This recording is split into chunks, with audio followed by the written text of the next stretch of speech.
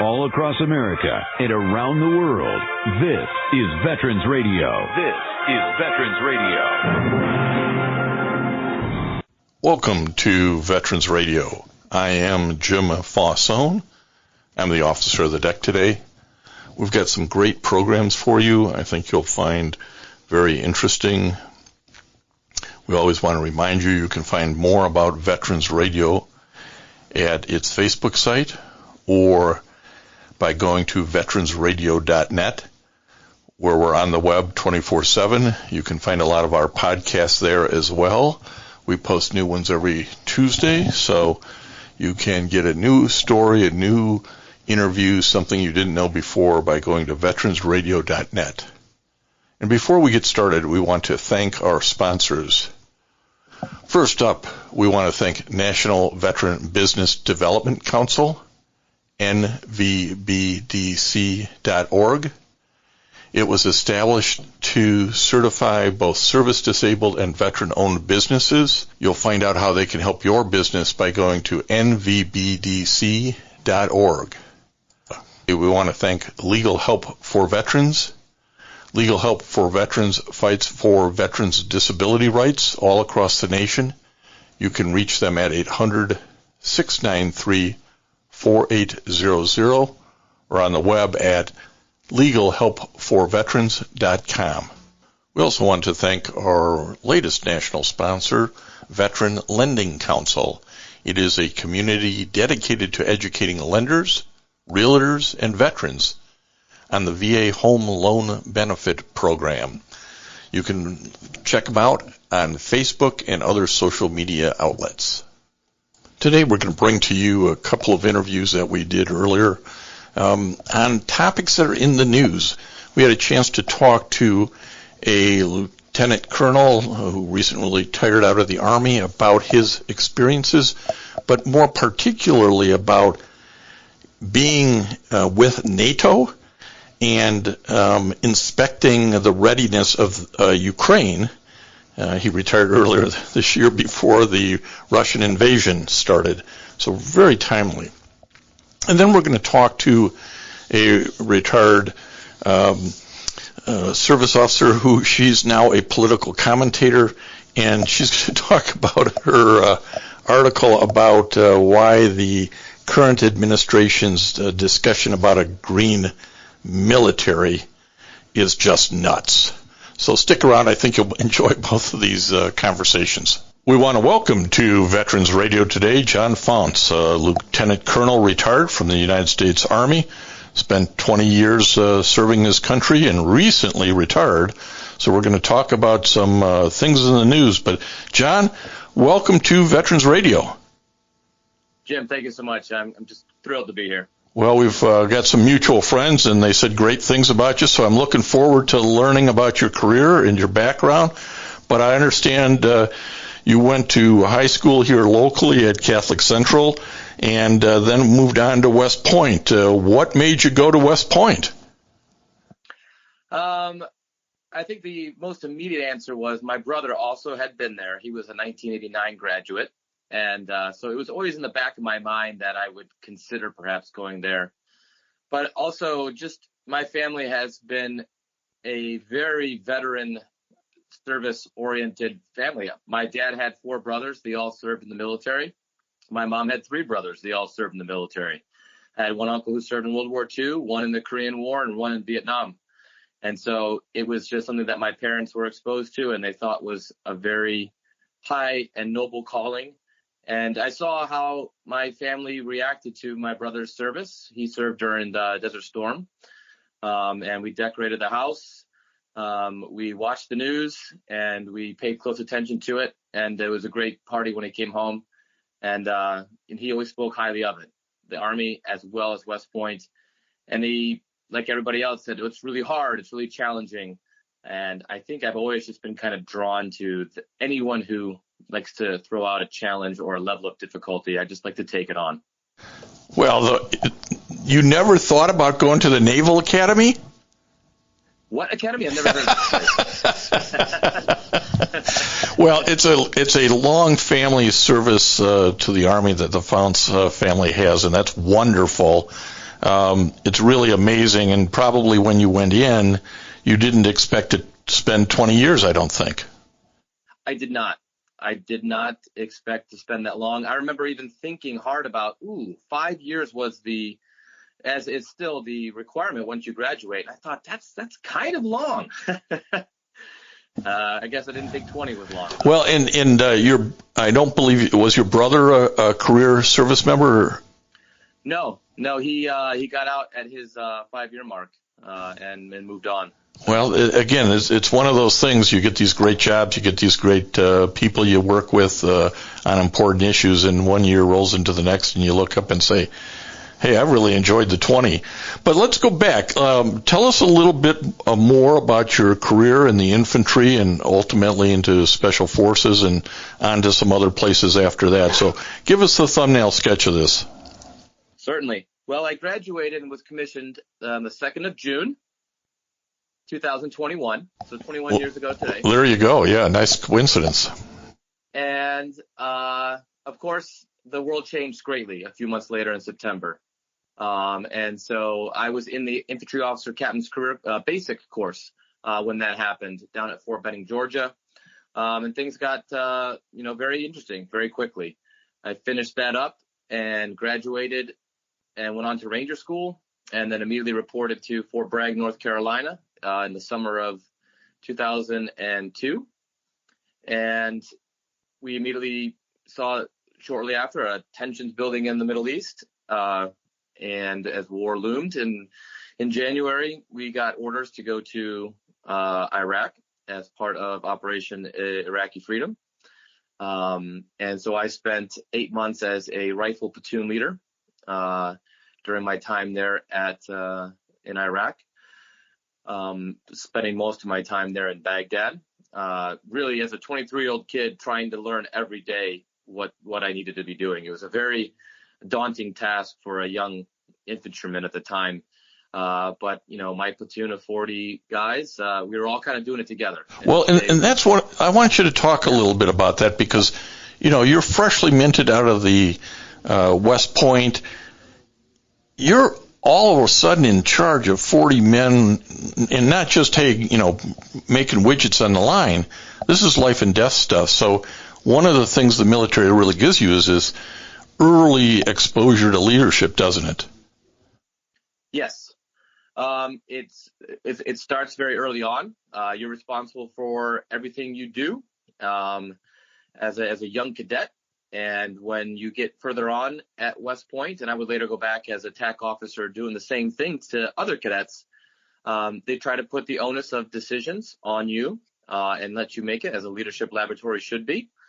And so you get used to making those decisions, and you get used to making some bad decisions, and you get used to learning how to rebound or become a little bit more resilient toward those decisions. You're going to make bad ones. That's what things like Ranger School and the basic course are for. They're going to put you in situations where you're going to have to lose something no matter what decision you make. There is no perfect answer in these scenarios, because in those kind of situations, you got to sometimes have to figure out amongst all the chaos, how to get out of the situation or how to get out of this environment as best you can. And I think everyone knew that, and everyone knew that there was a lot on my shoulders as well as theirs. And I think it fostered a lot of open communication. We were light infantry, but you really couldn't do that in Baghdad in order to cover down on our sector. So all of a sudden now we have vehicles. And we hadn't really even trained for that. I mean, the vehicles were just things that took us to the forest so they could drop us off before it started raining. And here we are trying to figure out new SOPs, new ways and TTPs to operate as a light infantry unit with vehicles inside an urban environment. And so I think just the openness that everyone had about we've got to put our heads together to figure out the best way to do this really built some trust amongst us and my squad leaders. And it was a daily occurrence. We sat down every day and just looked at ourselves and say, hey, how we doing? We're doing good? All right. Anyone think we should be doing something different? And it led to some good conversations. Well, you had multiple overseas assignments. So you were in Iraq, and I think it was 2003 and 4 overlapping. Tell us the other two that you had. There was a second deployment to Iraq during their first elections, which was a very interesting time to be there, to see them go out and vote for the first time to set their destiny. I also then would transition over to the Special Forces in 2005 and went to 3rd Special Forces Group out of Fort Bragg, North Carolina as well. And we did a trip to Tajikistan, training their border guards. They share a border with Afghanistan, and the opium was being transmitted between those borders pretty porously.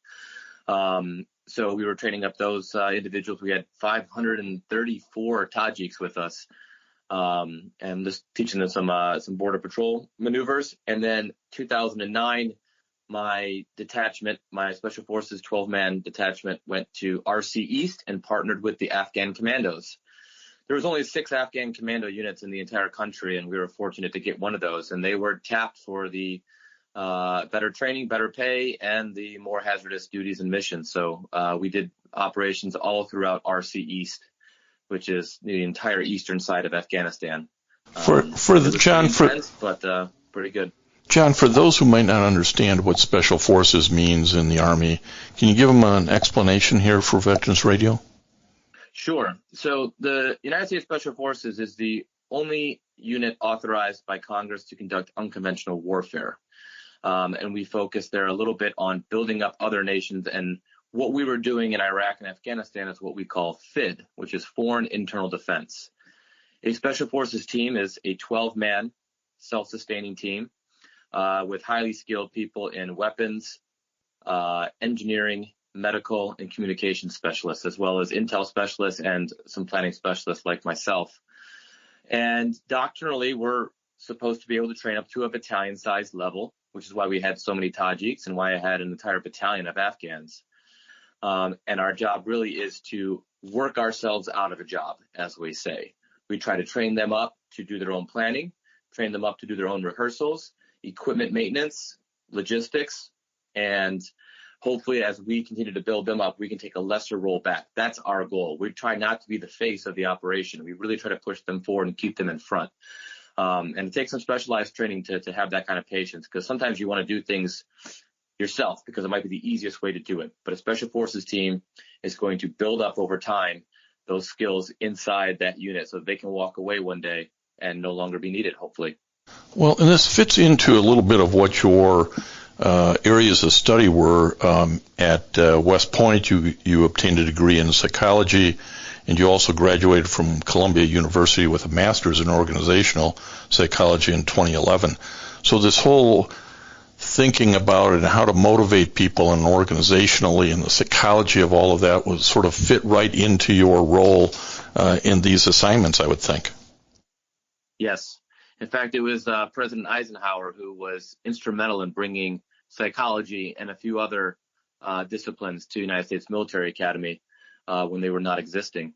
And I think he, of course, understood greatly the impact that leaders can have just by their presence and just by understanding who you're leading. The emotional intelligence perhaps was not necessarily always a well-defined term early on in those days, but he did a lot to push that. And now all the TAC officers that go to help train these 4,000 cadets at the United States Military Academy get that degree in organizational psychology through Columbia.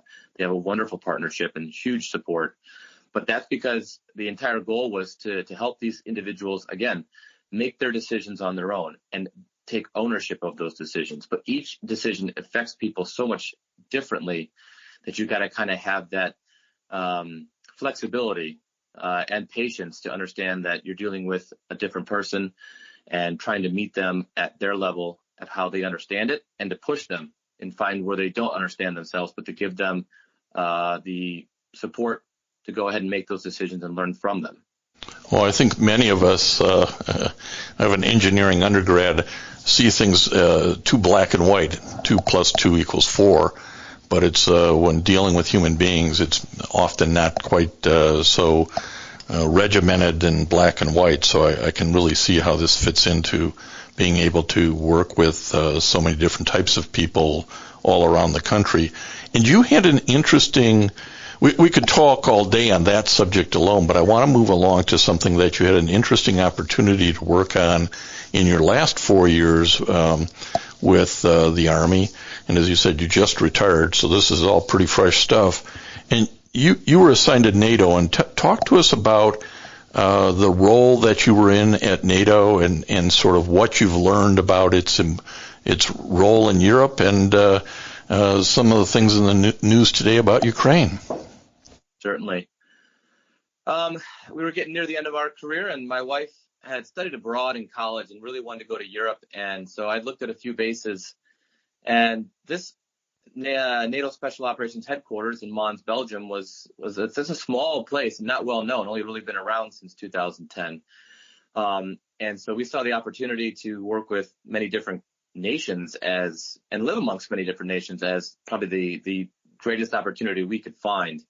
And when you speak about psychology, again, just even when it comes down to cultural differences, you've got to be in tune to that as well, not just in amongst Americans, but in amongst different nationalities. And it is different from Western Europe to Eastern Europe in terms of, personal space or, hierarchy and things like that.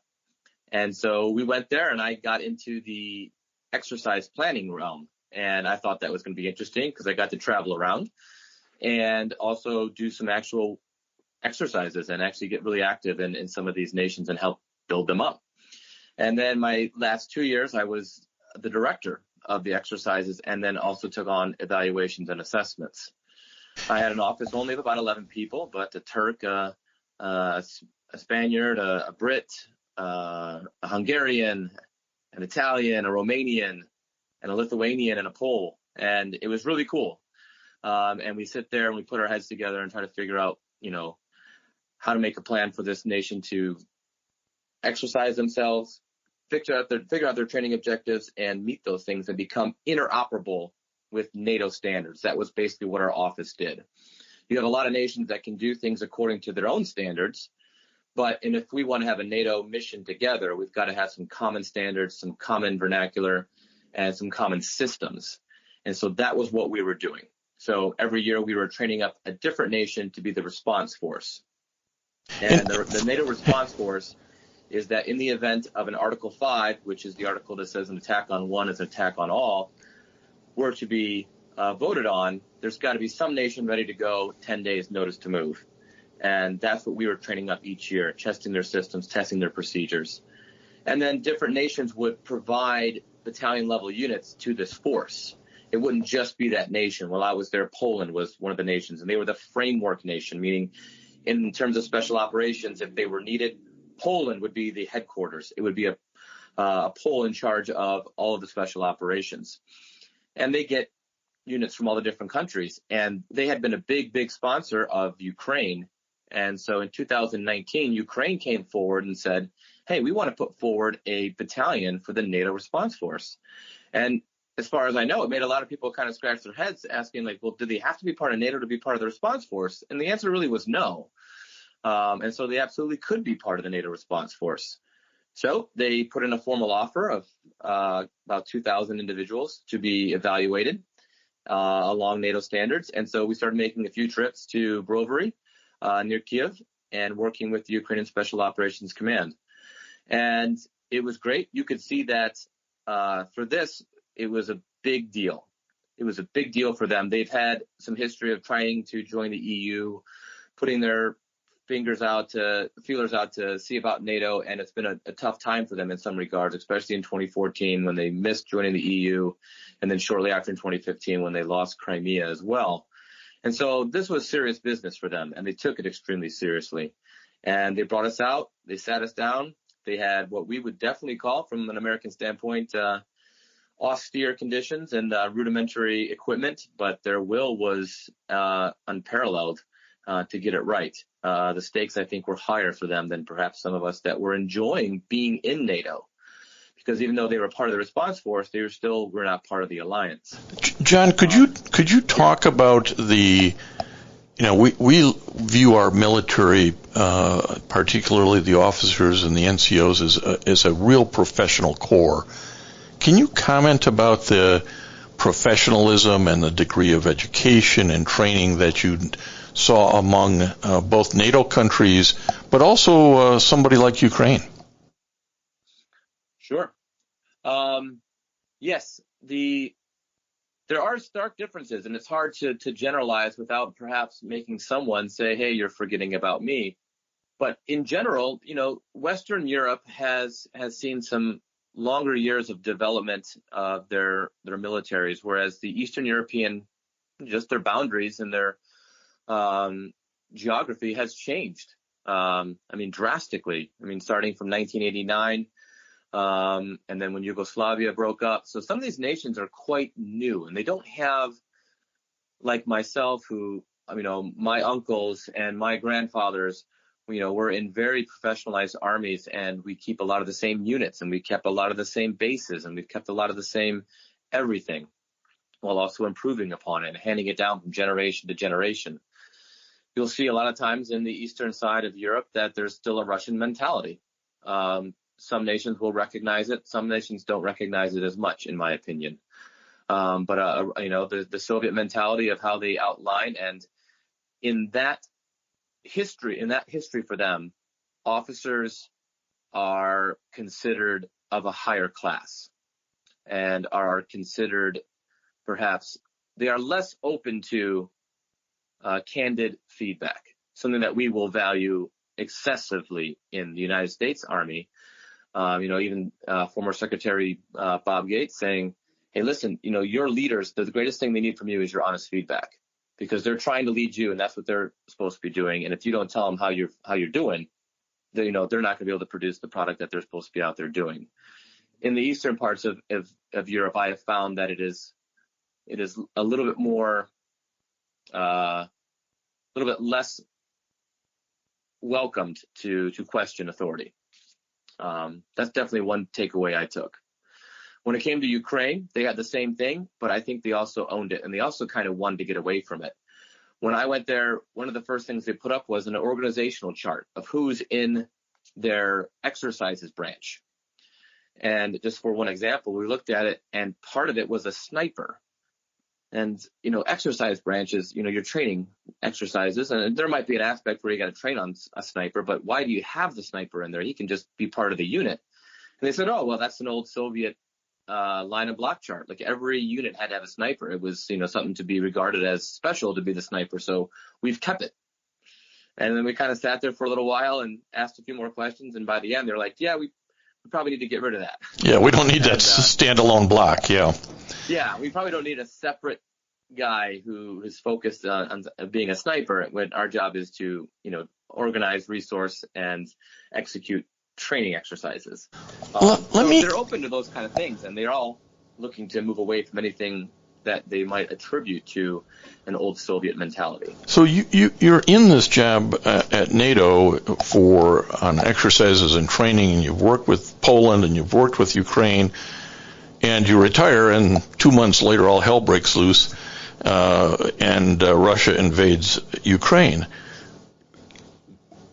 Were you, I guess, surprised, but as most people were, but maybe you foresaw something, and kind of B, what reaction did you have to how this started, and now 100 days later or something, how it's playing out? Sure. I have to admit that I think I'm like a large majority of people, especially even those that were in my headquarters, that I did not think we would get to the point of invasion. And I said that if we did, it would just be a small land grab for some of the already identified areas as Russian separatists. That's really how I felt, and clearly it wasn't right. And I can't tell you the foggiest of why he has taken such a prolonged interest in trying to win this war with Ukraine. And so I was caught off guard. I know some people weren't. I'm sure there were some people that saw it coming.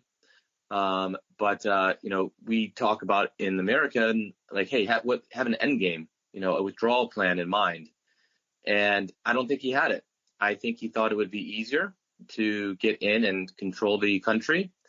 And the Ukrainians have proven to be pretty resilient, pretty staunch in their love of freedom and their desire to get out of this. And eventually they've mentioned they want to join NATO.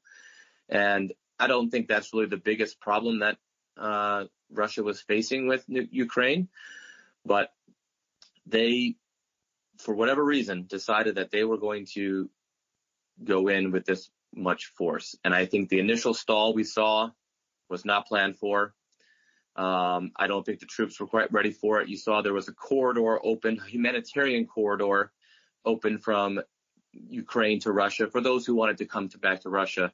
And everyone thought that was kind of crazy, but it's pretty established now in the open source intelligence that Russia had to do that just to resupply their forces because they were running so low on ammunition and gasoline because some of the troops didn't even know they were going to be going to war. They thought they were going to an exercise. They really fumbled it up. As an Army guy in this NATO position on exercise and training, I'm just curious whether or not that also involved naval forces, because in Ukraine we've seen the fight has been focused on Mariupol and maybe Odessa, and maybe that's what they're really after, is that those naval ports. Does NATO have a naval component and exercise and work in that regards? They do. NATO has a maritime component command out of Great Britain, and MARCOM, as they're called, takes part of these exercises as well. I was solely on the special operations side, but every time we did the NATO response force certification, I would end up being in Norway in a bunker and, directing the special operations side of the training objectives. Right next to me would be a MARCOM guy directing the naval side of it. And we did exercises. Trident Javelin 17 was a heavy exercise in and around the Mediterranean Sea and as well as the Baltic Sea in the exercise. So we rehearsed that, practiced that, get those protocols down for how a amphibious assault would go down, using special forces to potentially clear beachheads or neutralize targets on a potential landing site. Fascinating to talk to somebody who was on the ground for NATO, looking at some of these issues and game planning exercises that certainly would have had a Red Army involved, maybe not called Russia, but conceptually. Do you have a prediction on how this ends? I have a tough time making a prediction because my first prediction turned out to be wrong. So I don't want to go 0 for 2. I hear you. It's fair enough. I don't think there are many commentators or military experts who at this point are comfortable predicting, because it's not gone the way anybody thought. Yeah. But I mean, I'm willing to state my opinions, and knowing that there's just the best guess I can come up with listening and talking to others. If we're still going this late in the game, it's going to be a protracted time. It's going to be some time. If we continue to only support Ukraine through external means, which I think we will, and I think it's the right thing, because I think having Ukraine stand on their own right now is going to be more beneficial for them and for security in Europe in the long, long run than anything else. Because then it's going to tell those that might face trouble with Russia that, hey, we have seen what you are capable of and found wanting. And maybe it kind of reduces their ability to bully or ability to strong arm people into things. At the same time, we don't need to cut Russian people off from everything resource wise. It's going to be a tough thing because it's really not between us and the Russian leadership. And for Vladimir Putin, between him and his oligarchs, they're going to have to figure some things out. The dangerous course of action really is if he thinks that this is the only way to save face is to continue on. What is he willing to do in order to make sure that he at least saves some face? My hope would be that the best we could perhaps get out of this, if we don't want to involve ourselves further, is to take some of the areas that are Russian separatist areas, concede them, and then draw those lines, and then enter Ukraine into NATO with those new lines. It would be tough. For a Ukrainian, they'd probably hate to hear me say that. They really would. But again, just like when we say, when you're as a cadet trying to figure out, hey, you got a choice to make here in the woods. And by the way, you're not going to get out of here probably with some casualties. What's the path of least, danger for you to take. Yeah, there's no good decision, as you say. No, there's no 100% solution here. So we got to figure out if we don't know what they're after, if we're not really sure. I'm sure some people have some great ideas. We've got to figure out what we can hand them now to get this done and get this over. So there's bloodshed that stops, resources start going back and flowing, and the average citizen is not suffering as much as they are, because every day it goes on for us, it's another news story. Every day it goes on for them, it might be another day without food, another day without petroleum or something like that. And so it become very dangerous in the long run.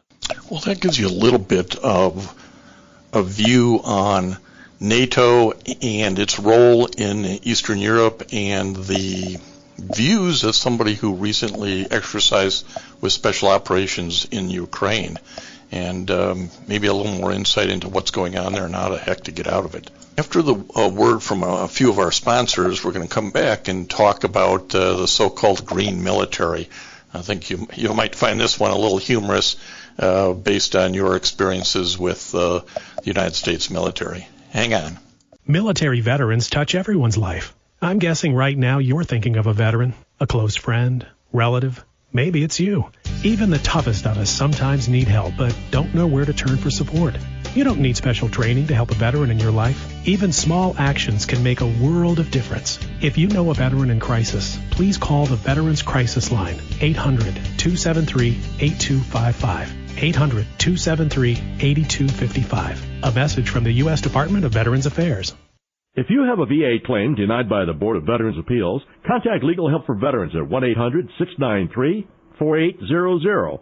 They're experts in handling cases before the U.S. Court of Appeals for Veterans Claims. Their number again, 1-800-693-4800. This is PTSD Awareness Month, and we appreciate everything that the VA does for our veterans who are suffering with PTS, and all that our VSOs do. And we have VSO sponsors, including the Vietnam Veterans of America, Charles S. Kettle's Chapter 310 in Ann Arbor, VFW Graf O'Hara Post 423, and the American Legion Post 46, also in Ann Arbor, and everything that they're doing to help veterans who are dealing with PTSD.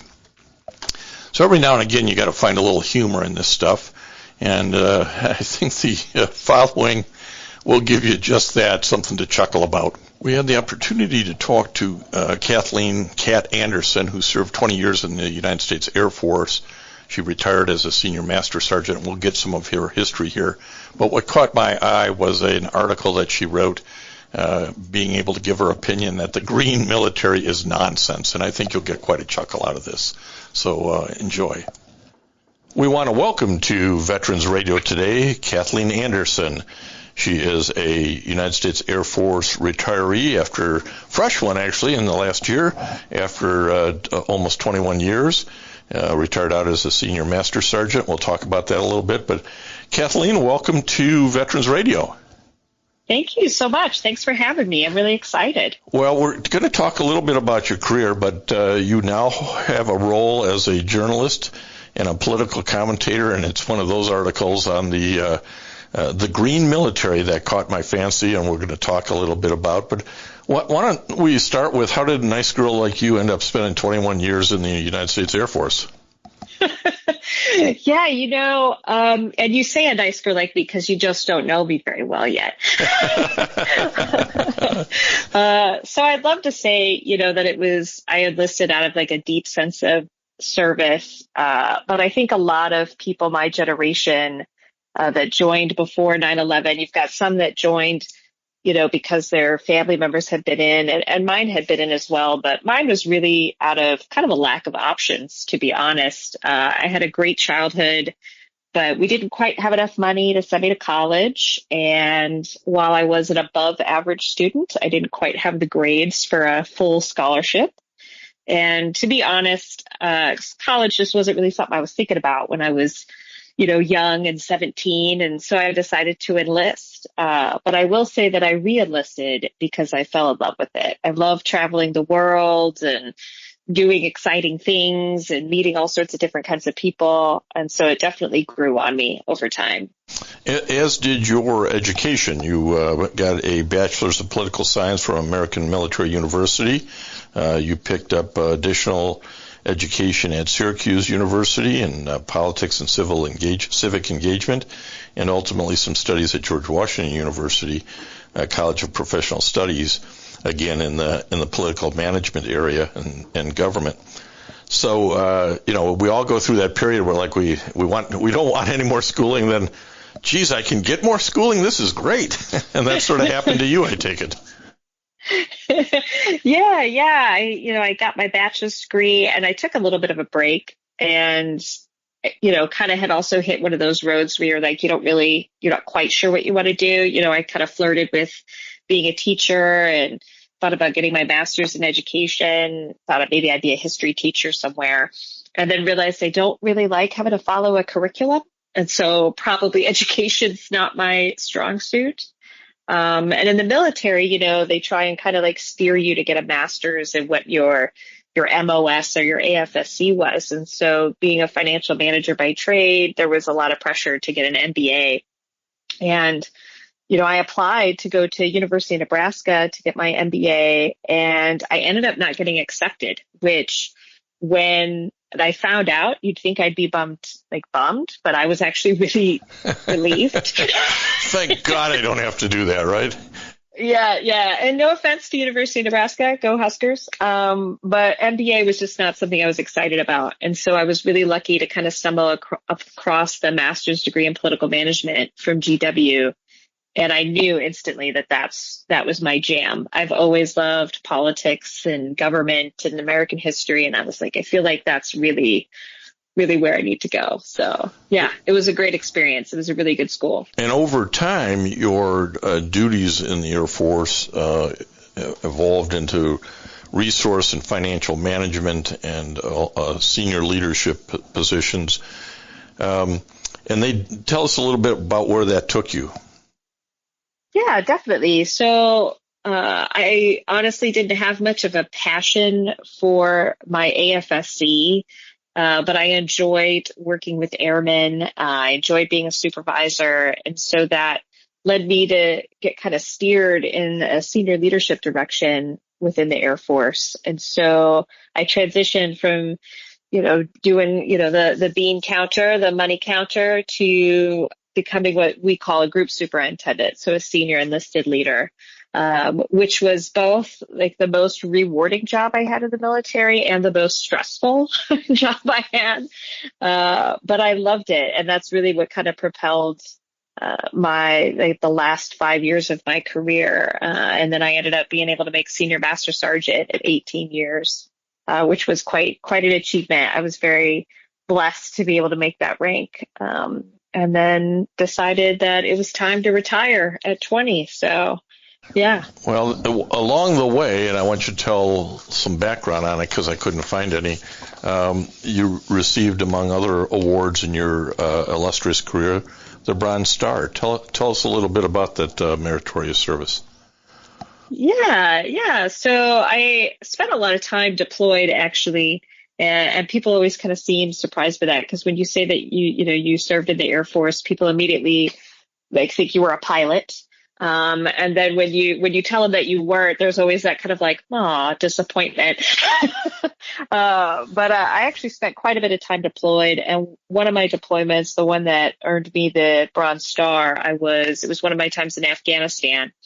And so I worked with very special teams of individuals who are trained to do very special, unique missions. And I've always been more excited about my deployments than probably my home station work, because I like to be able to really focus in. And when you're deployed, there's nothing like really focusing on the job, so to speak. So without getting into too many details, I was just a very focused resource manager for that group, and helped make sure that a lot of very difficult missions were able to get accomplished. So, well, part of the reason I ask is just what you said. Everybody goes, "Oh, Air Force pilot."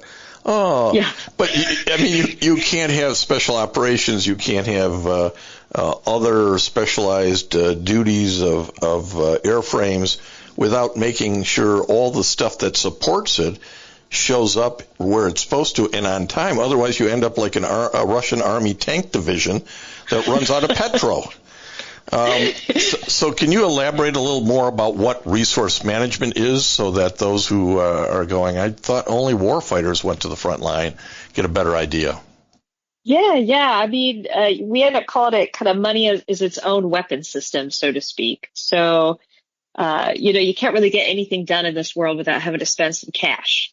And that includes operating a war. And, when you're doing resource management, that's all manner of beast, whether it's moving money or using money to purchase supplies or moving supplies, very closely related to like your logistics folks in that realm as well. You can have a highly trained special operator or a highly trained, fighter pilot. But none of that stuff works unless somebody's paying those bills, unless somebody's making sure that all of the equipment is where it needs to be. And then sometimes there are things that you purchase that aren't necessarily tangible either. So there's nothing in this world that's free, to include goodwill and cooperation. So we get the drift. But I want people to think about that because, again, you just tend to think of the warfighter or the pilot without realizing that there are really important jobs sitting behind that to make that all work. So let's turn to the new venture, which caught my eye, which is you are now a political commentator and writer, journalist, freelance journalist, and you recently wrote an article called Biden's Green Military is Absolute Nonsense. And before we get into that, talk a little bit about how freeing it is to now be able to express your opinions unfettered. Yeah. I mean, can you tell from that title that I have a hard time forming an opinion? Yeah, right? Really. So this new venture has really been very exciting and very new. I didn't study classic journalism or anything like that. But obviously from my civilian education, it's easy to tell I have a passion for civics and politics and news and all of that. And so, I love serving my country, but it can be difficult, right? Like, you can vote, and that's really kind of where that ends. It was funny when I would take my political management courses at GW, everybody in my class had, an extensive background. You'd have to talk about what you've done in politics, and they were campaign managers or staffers or legislative aides. And then there'd be little old me that would say like, oh, I vote. So, and I can't tell you about the rest. Yeah. Right. And so to be retired and to be able to freely, engage in, political thought and critique, and to actually have other people read it and be interested in it is very freeing, but still can also be a little jarring. I still have my moments where I'm like, ooh, oh, wait a second, I can say that now. I can be open with my opinion. So yeah, it's very exciting. Well, this was right around Earth Day where all kinds of people were saying all kinds of things about, saving the planet. And one of them was the President of the United States, who said, quote, "We're going to start the process where every vehicle in the United States military, every vehicle, is going to be climate friendly. Every vehicle. I mean it," close quote. And I suspect it's that quote that got your brain stimulated and you said, wait a minute, I got to talk about this. So tell us what went through your brain resulting in this explanation that this is absolute nonsense. Yeah. There's having to deal with money for so long while I was in the service, and then just basic common sense. Seeing that, and I watched his speech, I just thought, man, none of this makes any sense, nor is it really something that I think we need to really focus on, to be honest, when it comes to defense. And anybody that's been in the service recently should be aware and be able to attest to the fact that the Department of Defense has been working on energy efficiency for at least the last 2 decades while I was in. I mean, anything that was going to get purchased, you needed to make sure that it was as energy efficient as possible and things like that. And so, the idea that every single military vehicle was going to be green made no sense to me. I thought, are all up armored vehicles going to be electric now? Like, how are you going to, how are you going to, well, hold on a second, bad guys, let me plug in my Humvee real quick. We'll be there in a bit. It just didn't make any sense to me. And then when you talk about military vehicles, that's all manner of beasts, like aircraft and ships, and it's just a ridiculous notion. Well, the political cartoon that went with the article was, I thought, captured it when it's an F-35 and it says ETA on the charge, and there's a Tesla sign and it says about 6 months. It is you can make broad statements, but when you've been there and you know the details, it's kind of a different thing, isn't it? Yeah, definitely. And I think I had quoted the vice president who made a joke somewhere about, the Marines, female Marines being excited to not have to carry around big 20-pound batteries, to just be able to have like a rolled up solar panel. And I thought, gosh, like if a 20-pound battery was the only thing you had to worry about when you're lugging around hundreds of pounds of gear, and especially when you're in the heat of combat, I really don't believe that is on the minds of Marines, whether they're men or women. I mean, I wasn't a Marine, obviously, but yeah, she said this. I know that wasn't my concern. Your article says the vice president mentioned that at the Naval Academy that, these solar panels, that's going to make every female Marine feel so much better. It just becomes a bit of a caricature, doesn't it? Yes, it does. And I'm not sure that I'm sure it's meant to be a joke of some sort, but I'm not sure it would land very well. Like I know as a female in the service, I was very proud of the fact that I carried all my own gear. And the last thing you want to be kind of viewed as is like too weak to carry your things, right? And so, yeah, I just I'm not quite sure that their joke writers are quite on the ball there, but. Well, I worry more about their policy writers. If these statements were really just to be a joke, it'd be great. If it's to shape policy, it just sort of makes you wonder how much they really understand what military equipment's all about. And it's easy to say we should protect Mother Earth while fighting future wars, but I think as we've now seen in Ukraine. War fighting is about breaking things, not about protecting Mother Earth. So, whole different kind of problem. You also got a chance, and this is I suppose, life of a political commentator is there's something in the world every day that gives you a chance to express your opinions. And you wrote an article on historic court-martial of Air Force General could be a sign of things to come. Can you? And that was done again at the end of April here, regarding the court-martial of Major General William T. Cooley.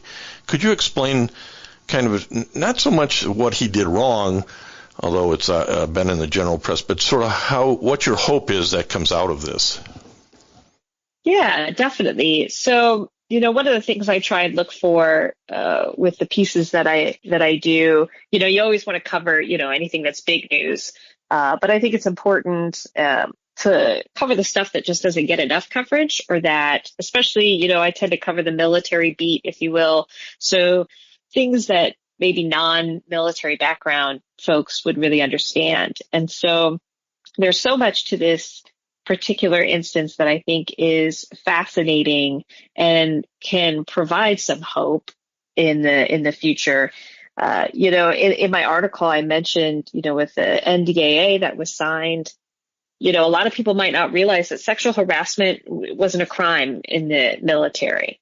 And, sexual harassment tends to lead to other more egregious things, whether it be sexual assault, rape, or, like in the case of Vanessa Guillen, you're actually murdered, right? And so, there's a stigma, and they talk about it a lot. If you've been in the military, and especially as a female in the military, it can be very difficult to come forward if you've been a victim. And then especially if you are a victim from somebody who's in your chain of command. And, in this case, this is a major general.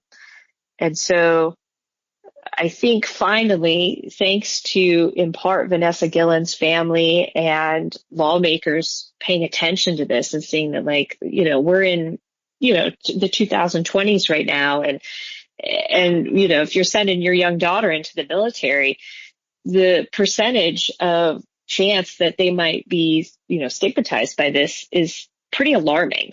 And it's probably about time that we start addressing this more. And so I thought it was really interesting that finally there was, this historic court-martial, right on the heels of the NDAA being signed in December. And then, of course, back when with Vanessa Gillen, that movement. So I just thought it needed a little extra oomph. And so we did an article on it. Well, I think that was useful in that regards because the National Defense Authorization Act, which always gets packed with all kinds of interesting things that you really have to go through the act each year to go, did they put anything interesting in here, besides the money?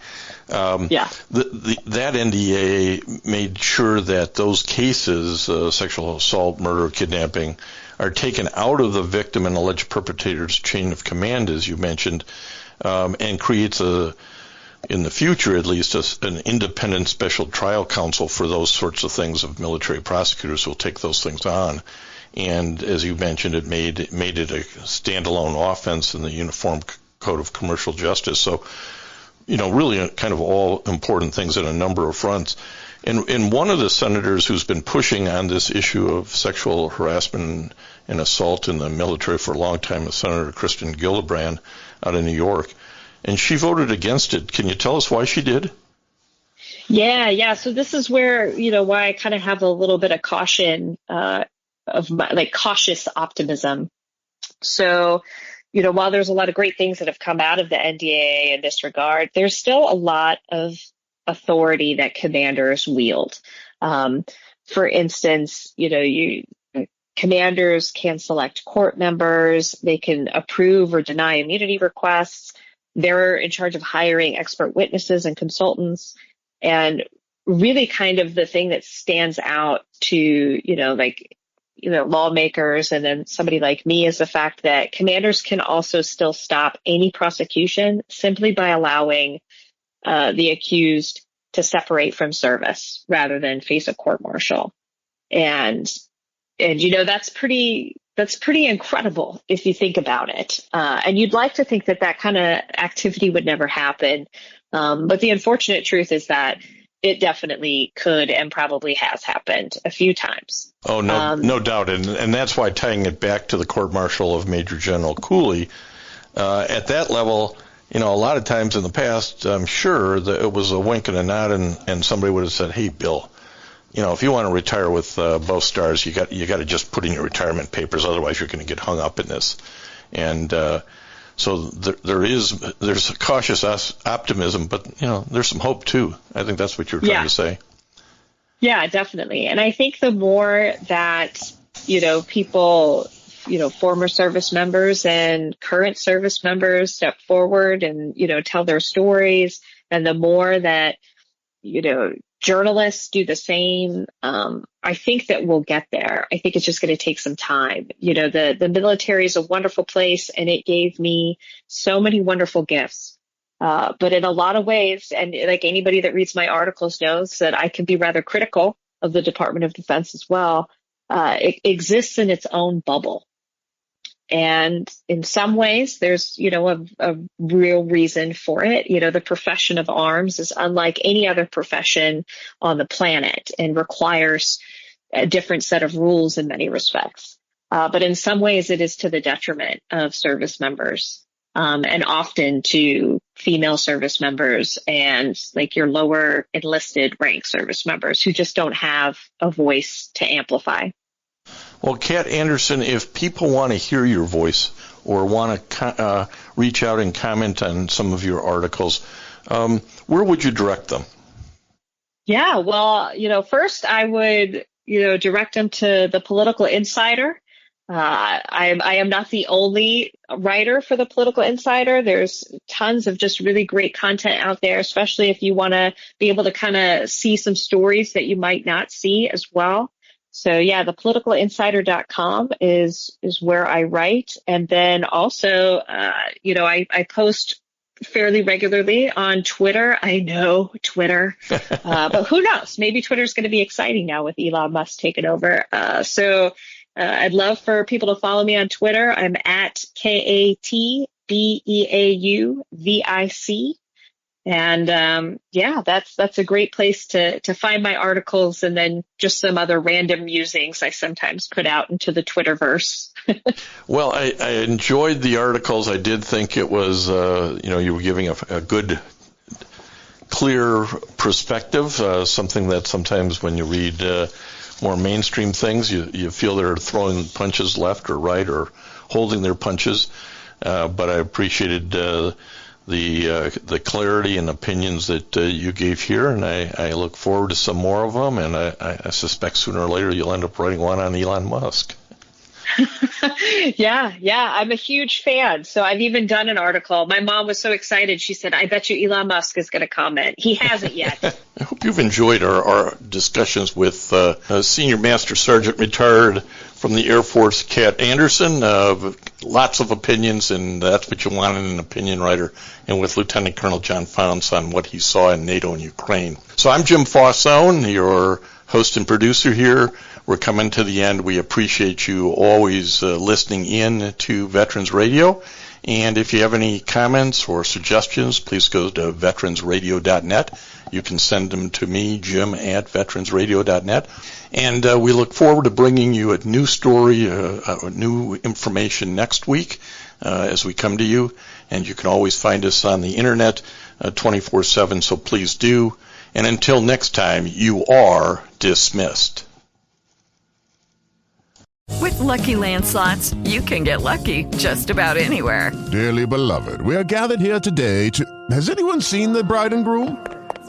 Sorry, we're here. We were getting lucky in the limo and we lost track of time. No, Lucky Land Casino, with cash prizes that add up quicker than a guest registry.